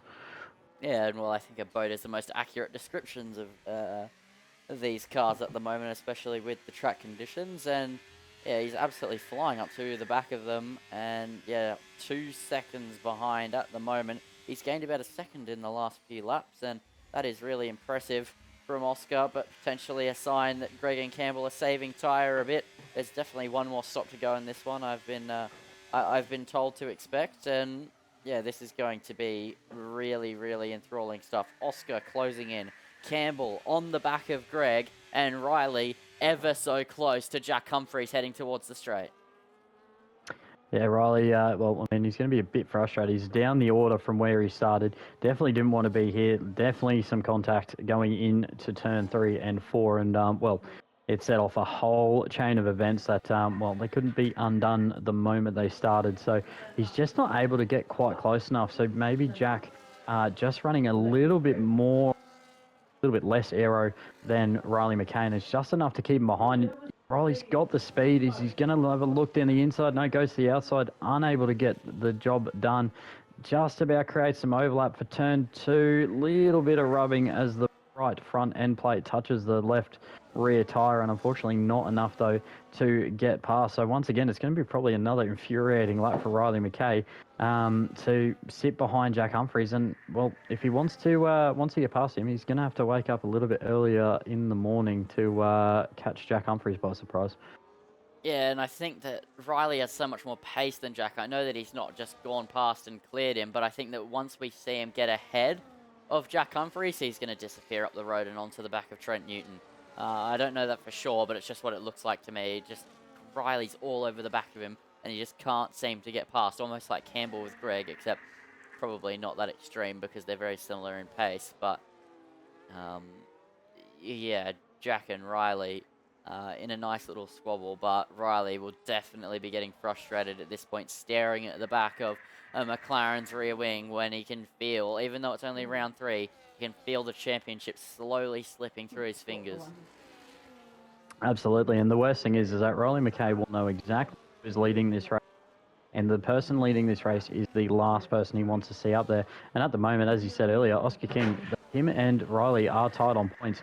This takes him out of P2, or tied P2 in the championship, as Oscar King will be able to jump him, having being, well, ahead of Riley at the moment. So it's just going to infuriate him even more. The problem is Yusuf is falling off the back of the front guys. They're just getting further and further away. Trent Newton, mate, he's got some absolutely rapid pace, and I wouldn't be too surprised if the Aston Martin driver, well, right on cue, makes a move down the inside of Yusuf as the first move we've seen for a little bit, and he gets the job done. He finds himself up into P4 and will now look to close the gap up to Oscar King, who's well, Yusuf has struggled in these conditions. Jack Humphreys has struggled equally in these conditions, dropping off the guys in front, not at a massive rate of knots, but enough to notice it. And well, Riley McKay, he's going to want to clear him pretty quick because otherwise he's not going to be a chance to even make the podium unless something crazy happens. Yeah, this is really damaging to Riley's races. You can see Riley slipping and sliding on the exit, and that's the exact opposite to what he'd be wanting to see at the moment. He currently too far off the back of Jack Humphreys to try and go for an overtake, and Campbell sitting 4.5 tenths behind. Gregory Prisball as well as Oscar King just slowly closing in that gap. 1.7 seconds. It was 1.4 seconds at one point, dropping back potentially a little bit at the moment, but he is still trying to close in 1.6, 1.5 seconds now to the cars in front. Oscar really wants to be back within this top 3 fight. Well, he's not just put himself right back in the top 3 fight. He's also now put himself right in a difficult window for the guys behind. He's now within that kind of range where an undercut, is completely possible, and he could make a heap of time. And probably of the top 3, he's probably sliding around the least, which means his are either that much better or he's just being that little bit more smoother on the controls compared to Prisball and Adams in front, who, well, if they're both pace managing, it'd be impressive that they're talking to each other about it, because Prisball has not been able to have any sort of free running without pressure from behind, as he now starts to look to dry or to cool out that tyre, running off into the puddles. Campbell Adams taking no interest in it. So it'd be interesting to see, maybe just struggling with a little bit of time at the moment, because realistically, of the top 3, they haven't been super close or race, but it's probably the only thing separating the 3. Yeah, 100%, and I think that they will know that, and they're going to just try and close in, but falling back at the moment. I think pit stop's still close. They're going to be really, really close now to making another pit stop, probably lap, if I had to guess, lap 22 or lap 23 to have 12 laps on the tyres to the end. Yeah, so I'd probably say maybe 2021, so probably in the next 1 to 2 laps. Depends on if they are looking just to split it in half. So if you split it in half, obviously you're not going to wear one tyre too much, so you kind of know what tyre you're to. Obviously, if you run it less at the end, you're going to have more pace towards the end, so you do get that little bit of an advantage where you can push that little bit more for the rest of the race. But it depends on how your driving style is really as well. The guys that are wearing their tyres a bit more, they're probably going to be more inclined to split the race in half, not want to have, too much on this one tyre where they could potentially be losing time. The guys that are better on their tyre wear, they're going to go, well, I want a tyre delta to have advantage race as their tyres, so they might run that extra 1 to 2 laps. Guys like Riley McKay have already done an extra lap on Inters, so he might look to do the undercut to try and clear Jack Humphries, because at the moment, it's not looking like he can find another way to do it. Yeah, I think so, and I think the undercut is going to be so powerful, especially with the way that the Inters get chewed through. From what I've been told, there's a lot of tyre wear on them, and I think we're seeing that. Even, I know the track is getting wetter, but also just the extra slipping and sliding is really prominent, and that's not just from track. That is definitely tyre. A lot of people in the chat saying I would box now, or I would box next lap. Potentially people are engineering these drivers as well, you never know. But yeah, as I said, probably lap 22, but they could come in this lap, and another thing that is a problem is probably traffic. They don't want to box and end up into that big little clump of drivers near Riley and near Jack and Potato and things like that. That's not an area you want to come out into. No, absolutely not. So for the leaders, it's about an 18.5-second pit stop loss here. So probably one of the smaller ones at the track. At the moment, Gregory Prisball, Campbell Adams and Oscar King, where they sit at the moment is about 6/10 behind Riley McKay in terms of a pit stop. So there is a bit of a gap for them to feed out to between P7 and P8, at least at the moment. And with that gap kind of starting to eke out just a little bit between Potato and Riley McKay, it's definitely making that gap that little bit more comfortable. If Riley McKay does lose about 7 to 8 tenths, they now then come right on top of him and Jack Humphries, which you don't want to be in the middle of that battle. And as well, on cue, Riley McKay is now in the pits, and that frees up that little battle there, which could potentially see one of our leaders in the next lap or so, because that now creates a nice little air gap before you have to come up to another car. Yeah, and that sets the precedent as well for what we're expecting pit stop wise. If Riley's boxing to try and undercut Jack, then you expect the leaders in the next lap. So I think we'll see now the top 3 will be boxing very, very shortly here on lap 21, heading on to lap 22. Maybe lap 22 like I predicted, who knows, but it'll be somewhere around then, and it'll be interesting to see as well if Campbell will try and undercut Greg here by boxing this lap. You never quite know, and that is the beauty of motor racing at the end of the day. It's the unknowns that make it so exciting. If we knew what was going to happen, then nobody would watch it. Nobody would want to even race it. So Yeah, that is definitely part of the beauty of it, especially in wet races like this. There's so many more levels of unknowns. Yeah, Gregory Prisball continues on a lap. Campbell Adams, Oscar King, all going one more. So none of them blinking at the moment. Riley McKay did come out in some very nice clean air. He I do believe he came about right ahead of T-Mac. So that definitely helped him out there. About a second away from the pit window of Jack Humphries. So they will need to clear out a little bit more, but Jack Humphries' pace seems to have gotten a bit better now that he's probably not driving in his mirrors as much, that Riley McKay's not feeling it. But the thing is, that is a massive tyre advantage. 16 laps most of these guys ahead of Riley McKay have done on that tyre. He has done one. So those fresh intermediates definitely going to be working very well for him now. Be interesting to see, though, which guys have have looked at a little bit more of what weather is to come, because if the track dries out, you gain a lot more from a fresh enter. So interesting to see what guys and, well, who's got engineers to help them do it. Yeah, and I think another thing as well is that there's that ever-looming threat of Yusuf. Even though they might end up in an air gap behind him, if they then go and catch Yusuf, they might get stuck behind him because he is one to defend. As here on lap 22, are we going to see any of the top three come into the pits? No. So heading on to 23, they go one more. But yeah, I think Yusuf is probably the main problem behind a lot of these drivers pitting. It's very hard to overtake in these conditions, even with fresher rubber. And Yusuf is just sitting right there as the perfect roadblock, especially with a penalty, nothing to lose. He's just going to defend.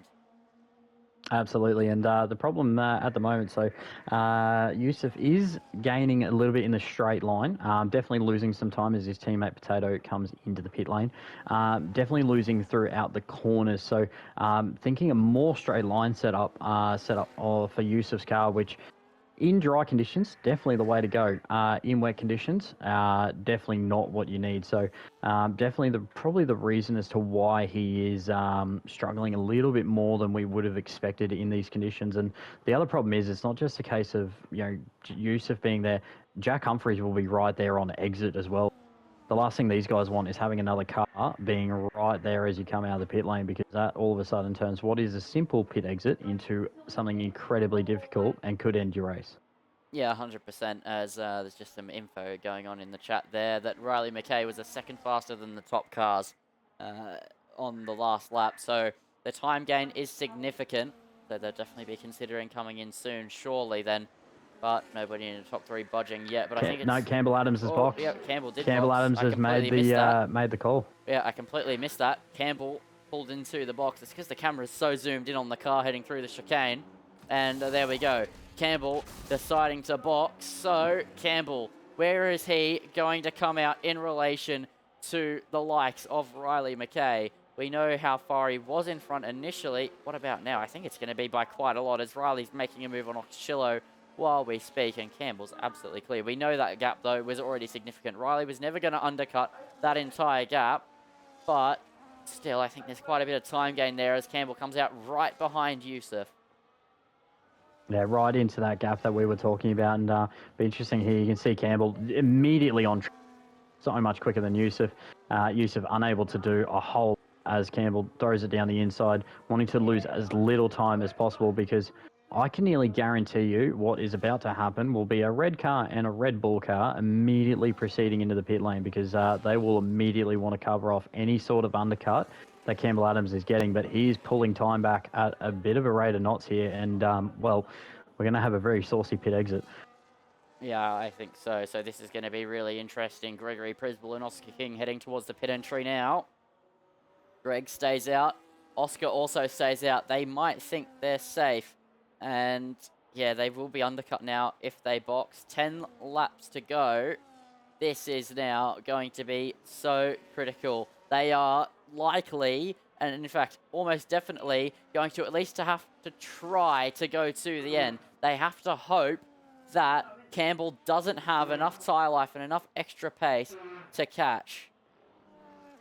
Yeah, and it's a huge gain. It's about 0.8 of a second between the hairpin and the pit, the start-finish line that Campbell Adams has managed to gain back.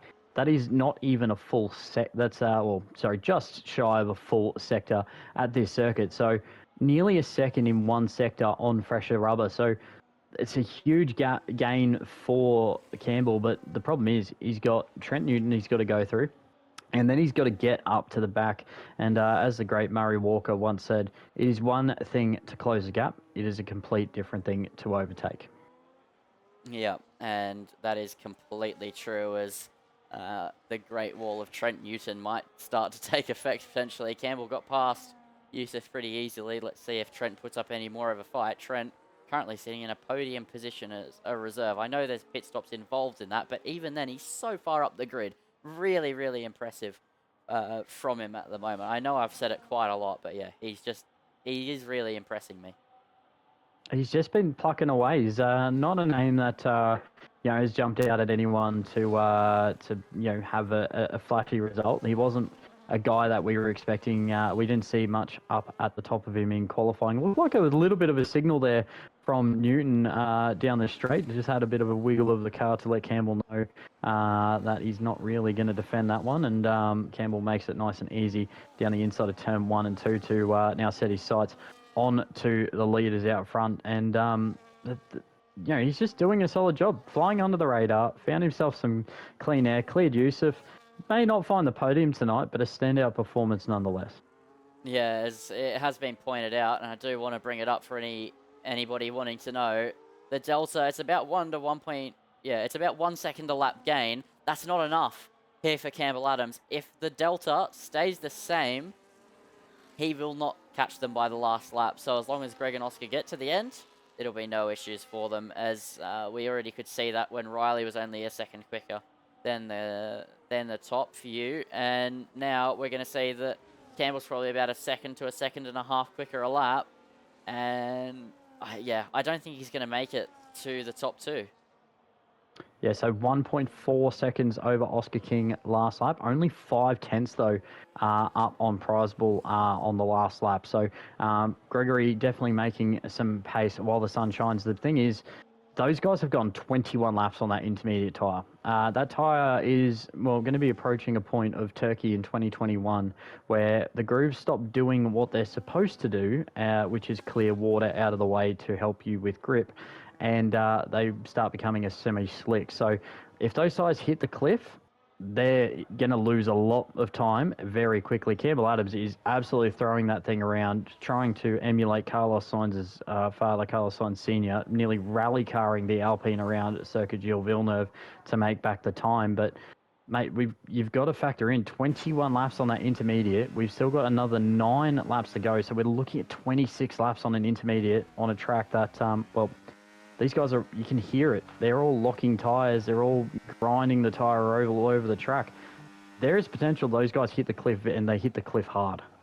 Yes, Campbell needs to close 1.6 seconds a lap to catch Gregory Prisball, and that's assuming he doesn't have to overtake. I think that it's pretty much game over for Campbell. He's tried the alternate strategy. I mean, you can never count him out, but I just don't think that there's enough time for Campbell to make this strategy work. I think he would have been better off staying out and trying to attack Gregory. Well, I mean, we're going to find out by the end of the race on what was the better option. He stays out and potentially resides himself to what at the time was potentially P2, because Gregory wouldn't necessarily say he had his number, but he had him covered at every critical moment on the lap. Campbell just unable to get past. The only way Campbell seemed to, the only way he was probably going to get past was doing something different. He's done that now. He's got a lot of time to find. He is finding a fair bit of it at the moment. And as Urban Scyther said, 2 seconds quicker on the last lap. That is more than enough of the delta that he needs. The only thing is he'll still need to overtake. Yeah, and that's the problem. Even if he does get onto the back of them, he isn't gonna get the final move done realistically, because that's when he crosses the line on the last lap to be on them.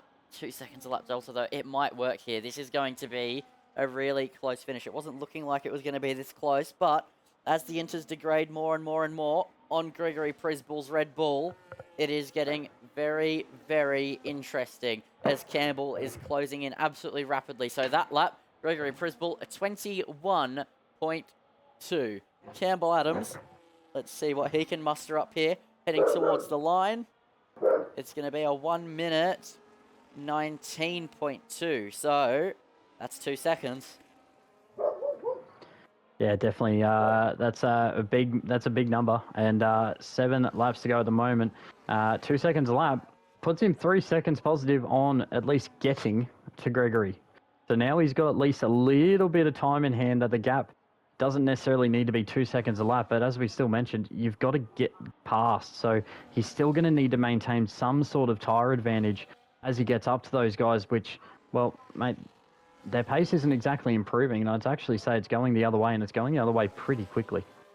Yeah, it's just to mention another little battle here. Oxchillo, MJ Roller, and T-Mac are going at it at the moment.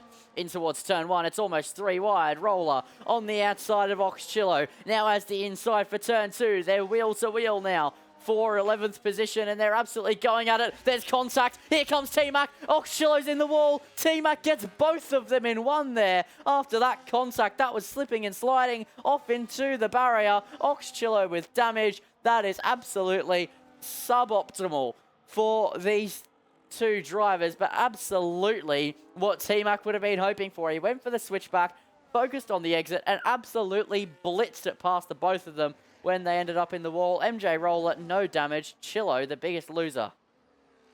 Yeah, Oxchillo found the wall, not too, got damage as well, and there's a fair bit of damage off the front left end plate of that Haas. So unfortunately for him, those fresh tyres not going to be helping him quite as much. But T-Mac with the full Stephen Bradbury move came out the back of the pack. A couple of guys knocking around in front, and found his way to the front. That gap out front, mate. Another 2 second hit from Campbell Adams out of those guys in front. He's now 8.4 off the lead of this motor race with 6 laps to go. So definitely closing it up at a rate of knots. It's just how many laps does he have to do the pass? Yeah, and it's going to be so close. He should catch heading towards the final lap, but from there, don't know. I think maybe if he is still gaining 2 seconds a lap, which I'll do a check on now. So Greg's heading in towards the final corner. Let's see what lap time he does. If it's 2 seconds a lap, he should catch him very, very soon. But then he's got to try and get past Oscar King while he's at it as well. And yeah, no, this is going to be monumentally close. And that's assuming Oscar doesn't put up resistance, which he 100% is going to. He's going to want to hold on to P2. So this isn't really going to work for Campbell Adams here. Yeah, 1.9 second gain there from Campbell Adams, so still gaining plenty. Gregory Prisball has now just found another gear, so despite the fact that his tyres are wearing, you can definitely see the track starting to dry out now. So even the wear on those intermediate tyres will start to get better. He's just absolutely flown away from Oscar King. That does help Campbell a little bit. It means that Oscar's not going to be pulled along by another car in a straight line, which makes it a little bit easier to potentially overtake him in a straight line. Definitely going to have a grip advantage over those 25-lap-old Inters. So it's all really going to be how quickly he can get past Oscar King. He would need to do it, I would say, on the next lap to get past, as Sebastian King, the teammate to Oscar, has just, he's just letting everyone go past and not holding anyone up. Very well done to you, sir. Yep, as Gregory Prisball last lap did a 1 minute 21.3, Oscar did a 22.2, Campbell a 19.4 as we head on to lap 33. I think it's too little too late when it comes to getting to Gregory Prisball. However, Campbell Adams could be on for another P2 here in this Motorsport Australia OFI Cup. I'm just having a look through the race director at the moment. It doesn't look like any of our lead guys are, actually Campbell Adams, mate, he has 2 warnings already, so he can't go over the track limits any further. So he's already Oscar King, I think, maybe in a similar boat. Gregory Prisball, though, only 1 to his name, so that definitely makes things a lot easier for him in terms of moving forward. Just confirming Oh, that. sorry No, to cut you off there. Campbell's on the outside of Oscar King after Oscar ran wide. He tried to defend it, ran off the circuit, and now Campbell Adams is through on Oscar King up into second position. Campbell goes. Oscar will try and fight this back, but he's not going to have the grip to get the exit required. So Campbell has at least, if he doesn't get a penalty, surely solidified P2. However, 6.1 seconds to Gregory Prisball. That is pretty much insurmountable as we head on towards the 33rd lap of this Grand Prix. Yeah, pretty much secures Gregory the win. That little bit of delay that Oscar King, when he will put up a little bit, as much of a fight as he could, as Yusuf has now found some pace as the track has now started to dry out, and he's back up into fourth place, still carrying that 3-second time penalty though. Jack Humphreys, he's managed to stay ahead as Riley McKay, another one that we were talking about, was having to close that gap, having pit for those fresh tyres as well. He's about 2 seconds off the back of, his friend from stint one for him, Jack Humphreys, but he's just not making the same impression now as Campbell Adams, so maybe he's just used those tyres a bit too much and taken complete life out of it as, dry on worn inters. It's sketchy, but a couple of those guys making it work at the moment. Yeah, there's another thing to consider now is also puncture range. We know these drivers have gone an absolutely exponential amount of times around this circuit on inters. And so the likes of Gregory Prisball and Oscar King could also be facing the threat of getting a puncture. So that is definitely something to look at, something to consider. They're playing the very, very, very long game, and they're not the only ones who would be nearing the puncture window. You'd probably have people further down the pack as well. And there's a yellow flag there. It's one of the Sauers. Is that Gornall? Yes. Yeah, just Gornall getting out of the way. He's stopped for dry tyres, which unfortunately fed him out right into the meat of our top 10. Yep. Riley McKay is right on the back of Jack Humphreys here. So this is something to watch. This is a move that he couldn't make earlier on, but with fresher inters, a dry track, it's going to make such a big difference as here we go. Down the inside goes Riley McKay. There's contact. He gets his nose absolutely chopped off there at turn 3 and turn 4, nearly spinning him around. So now he's going to have to close back up and try again. And he's going to close back up very, very quickly, but Gornall actually flying there because he's on the dry compound tyre. T-Mac gets a 3-second penalty, but heading towards lap 35 of 35, Gregory Prisball will be the lead car here as Riley McKay gets a 3 seconds, so that throws that whole situation out of the window. Yusuf currently sits in fourth, but Trent should take that one if he gets to the line as well. He's 9/10 behind Yusuf, who sits with a 3-second time penalty, but here on lap 35 of 35, it's 2.6 seconds between the two of them. Gregory Prisball leads the way as Campbell Adams gets a 3-second time penalty, and that seals the deal here for Gregory Prisball. Unless he makes an absolutely huge mistake, Gregory Prisball should be home free to Campbell Adams. Yeah, and you can just tell now by the way that Campbell's now absolutely closed up. He got that penalty, and he's just pulled 0.5 of a second. So he knew that he was close. So he knew the penalty was coming. He's potentially going to try and win this on track, but unfortunately, an on-track victory means a whole lot little. And now, Jack Humphreys has just gotten his 3-second penalty. So now the Riley McKay battle with Jack Humphreys is back on as he goes down the inside at turn 5.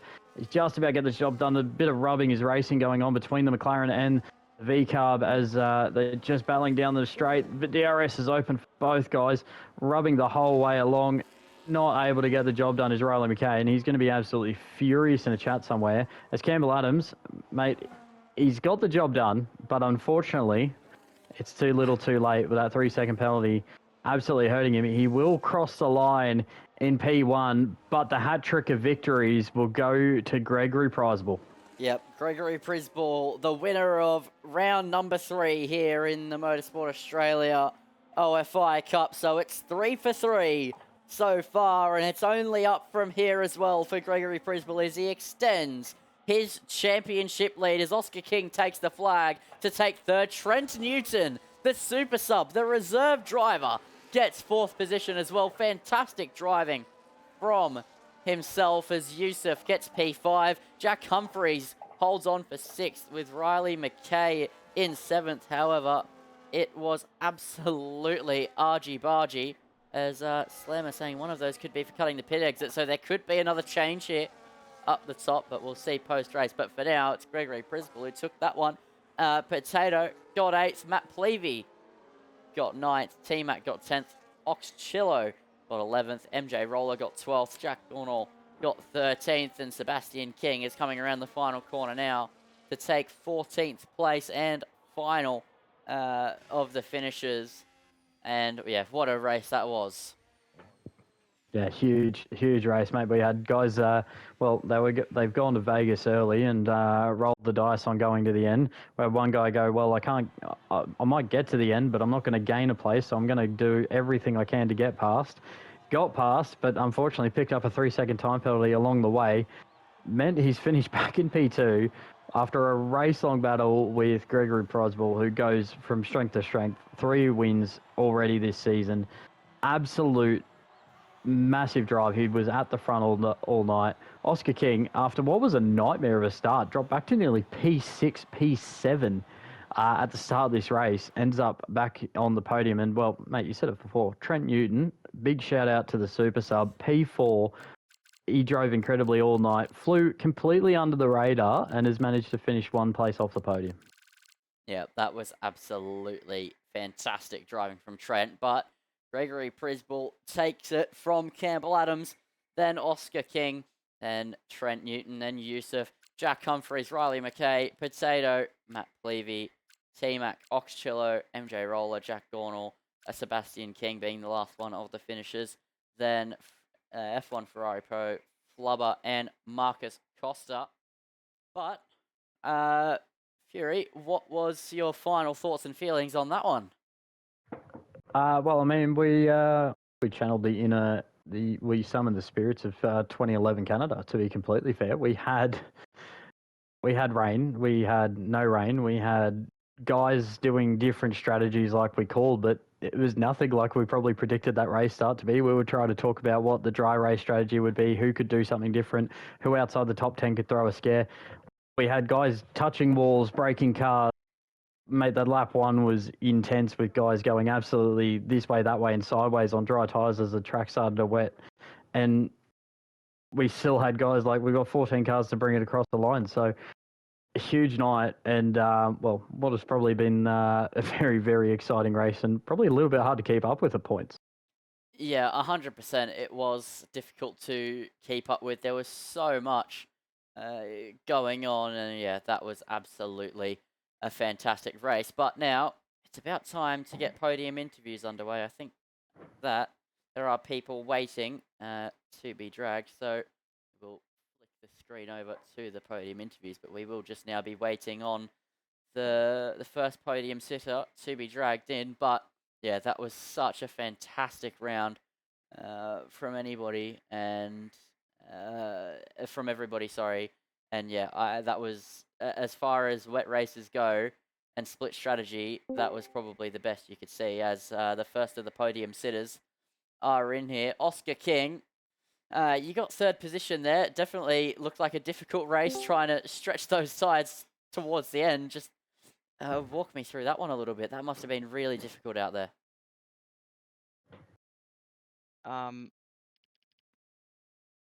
Yeah. Oh my God. I can't keep my eyes open. I've been up for 24 hours. I can't even speak. Oh no. I'm exhausted. About to go to bed. Yeah. That was just shit. Sorry, I'm so out of it, man. Yeah, no, you're fine. We know. I think anybody who is inclined enough to know the Oscar King sleep schedule will know, so it's fine.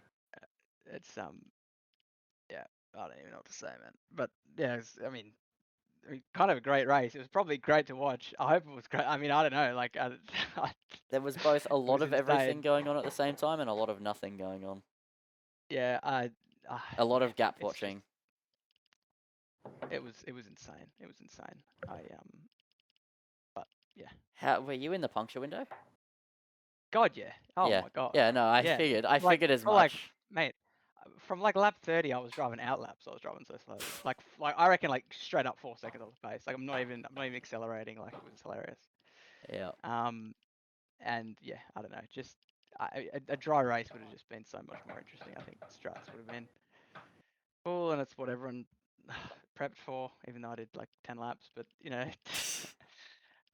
changeable conditions and 86% inters is just, oh my god, head loss. So I'm glad it's over. Crap track next week, but then it's Giga tracks to the end, so we were happy about that. Fair enough. So I was going to ask you how you feel about it, and well, I bet you answered my question. So well, there we go. Fury, do you have any questions for Oscar? No, I feel like I just want to let him get to bed. Typical kind of sleep schedule for Oscar King, for those who do know him. Mate, we'll probably touch on it a little bit. Did you found more pace as the kind of track, wetted up a little bit and the guys in front kind of started to struggle? Were you just saving the tyres a little bit early on in the stint to fight back at them? I was not saving tyre. If we were saving tyre, we wouldn't have found ourselves on lap 30 with, oh shit, we're on 73%. Yeah, no, it was honestly like without any telemetry, you just and I mean this game is just head loss. Like you just a guesswork, right? And it's always so easy to push too hard, which is what I did. I think it's what everyone did. So yeah. Anyway, fine. We brought it home somehow, so we'll take it. No, that's it, mate. You're on the podium, and well, yeah, I know you're not a big fan of Imola, but best of luck for next week. Thanks, man. Alrighty. Well, we're missing Campbell Adams, so we'll jump straight to the race victor. Greg, he knocked another one out. That is the hat trick, and 3 for 3. You've got to be pretty happy with that one, and what would have been such a stressful race. Just walk me through it a bit. Oh, well, I did 30 laps on 2 warnings, so that was fun. Yeah, that was a race I don't want to remember because that's like PTSD. Like that was pretty bad. But yeah, I managed to save tyre early on in the interstint, which I think I started pushing a little too early because I ended on 79. I wanted some more. Like to be able to push more in the last few laps, I should have saved tyre more earlier. But yeah, it was a great race. It was definitely stressful those last couple laps, and yeah, hopefully we keep it. And yeah, that was not bad. Yeah, just to touch on the end there, I assume there was just no tyre left to defend at all there from Campbell. It was more there's no point risking a puncture because he has a 3-second penalty. So, Yeah. but yeah, I mean, he drove well. I think yeah, this track is so bad. What can you say? So speaking of tracks, going to Imola next round. How do you feel about Imola? We will do half an hour of practice before the lobby.